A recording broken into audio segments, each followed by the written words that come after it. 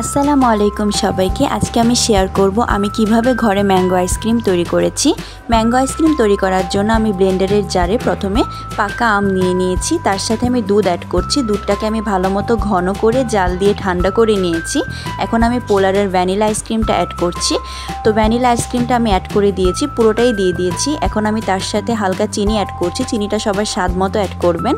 এর সাথে আমি কিছুটা পাউডার মিল্ক অ্যাড করেছি।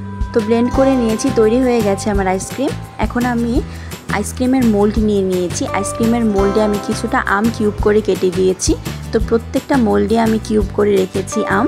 তো কিউব করে রাখা আমের উপরে এখন আমি আইসক্রিমের সেই মিশ্রণটি দিয়ে দেব। তো প্রত্যেকটা মোল্ডে আমি আইসক্রিমের মিশ্রণটি ঢেলে নিয়েছি। এখন আমি এটাকে ওভারনাইট ফ্রিজে রেখে দিব। আপনারা চাইলে ৬-৭ ঘন্টাও ফ্রিজে রাখতে পারেন। এটা কিন্তু খেতে খুব মজা হয়েছিল। আপনারা অবশ্যই বাসায় ট্রাই করে আমাকে কমেন্টে জানাবেন যে আইসক্রিমটা খেতে কেমন হয়েছে। তো আমি সকালে কিন্তু আমার এই আইসক্রিমটা ট্রাই করছিলাম, খেতে আমার কাছে অনেক মজা লেগেছে। আপনারাও ট্রাই করবেন। আল্লাহ হাফিজ সবাইকে।